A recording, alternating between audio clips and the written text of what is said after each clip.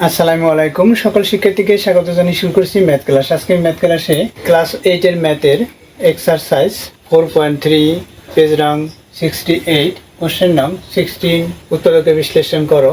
দেখো 16 নম্বর সহজে সমাধান দিচ্ছি। এখানে লিখি নম্বর 16 প্রদত্ত রাশিটি অপরিবর্তিত অবস্থায় তুলি। এখানে প্রথম পদ হচ্ছে এক্স স্কোয়ার, দ্বিতীয় পদ হচ্ছে প্লাস ওয়াই স্কোয়ার, তৃতীয় পদ হচ্ছে -2xy, চতুর্থ পদ 1। দেখো প্রথমে আমরা দেখব এই অঙ্কটি সূত্র অনুসারে লেখা যায় কিনা, এরপর দেখব কমন নিতে পারি কিনা। দেখো এখানে প্রথম পদ, দ্বিতীয় পদ এবং তৃতীয় পদের মাধ্যমে সূত্র অনুসারে লিখতে পারি কিনা সেটা প্রথমে দেখি। এখানে প্রথম পদ হচ্ছে এক্স স্কোয়ার ইকুয়াল আমরা এভাবে লিখতে পারি এক্স ব্র্যাকেট দিয়ে হোল স্কোয়ার। দ্বিতীয় পদ কি ওয়াই স্কোয়ার, আমরা লিখতে পারি ব্র্যাকেট দিয়ে এভাবে ওয়াই হোল স্কোয়ার। তৃতীয় পদ লিখি -2xy ইকুয়াল -2xy।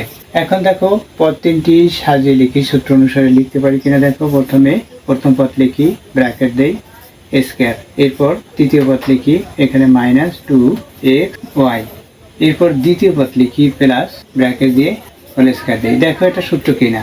দেখো আমরা সূত্র কিনা বসিয়ে দেখি। এক্স কে এ মনে করি, এখানে স্কোয়ার আছে, -2 এক্স কে কি মনে করছি এ মনে করছি, তাহলে ওয়াই কে বি মনে করি। এরপর আছে এখানে প্লাস আছে, ওয়াই কে কি মনে করলাম বি মনে করছি, এখানে স্কোয়ার। দেখো স্কোয়ার -2 প্লাস বি স্কোয়ার, তাহলে কি এ মাইনাস বি স্কোয়ার এ মাইনাস বি হোল স্কোয়ার। অর্থাৎ এই প্রথম পদ, দ্বিতীয় পদ এবং তৃতীয় পদের মাধ্যমে আমরা এ মাইনাস বি হোল স্কোয়ার সূত্র অনুসারে লিখতে পারি। অর্থাৎ এতটুকু এ মাইনাস বি হোল স্কোয়ার সূত্র অনুসারে লিখতে পারি। দেখো তাহলে কীভাবে লিখতে হয়, প্রথমে সাজিয়ে লিখি, ইকুয়াল দেই, এক্সকে ব্র্যাকেট দেই, এই স্কোয়ার লিখলাম প্রথম পদ। এরপর হচ্ছে আমরা তৃতীয় পদ লিখব -2xy, এরপর হচ্ছে দ্বিতীয় পদটা লিখব। দ্বিতীয় পদ কি ওয়াই ব্র্যাকেট দিয়ে স্কোয়ার, এরপর হচ্ছে চতুর্থ পদ লিখলাম এটা।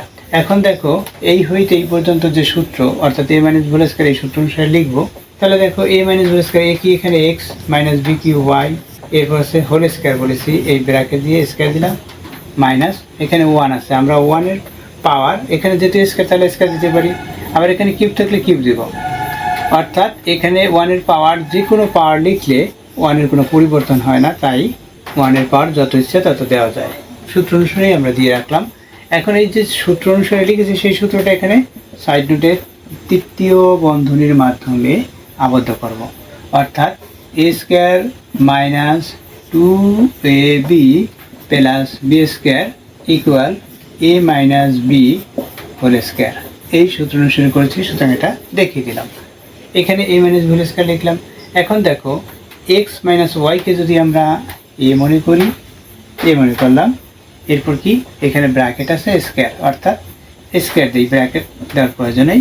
এইটুকু আমরা এ মনে করেছি, এখানে স্কোয়ার আছে দিলাম, -1কে বি মনে করি, এখানে দেখো পাওয়ার স্কোয়ার আছে, এই স্কোয়ার দিলাম।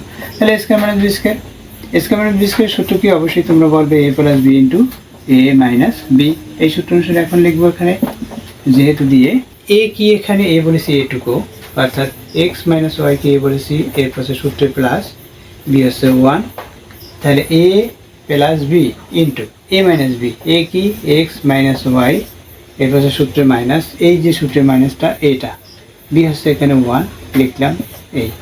এখন কি এটা হচ্ছে অ্যান্সার। দেখো এখান থেকে কোনো রাশি বা কোনো ডিজিট কমন যাচ্ছে না, সুতরাং এটাই অ্যান্সার ANS। আশা করছি অঙ্কটি সমাধান বুঝতে পেরেছ, কীভাবে অঙ্কটি সমাধান করতে হয়। এতক্ষণ ম্যাথ ক্লাসের সাথে থাকার জন্য সকলকে ধন্যবাদ জানিয়ে আজকের মতো বিদায় নিচ্ছি।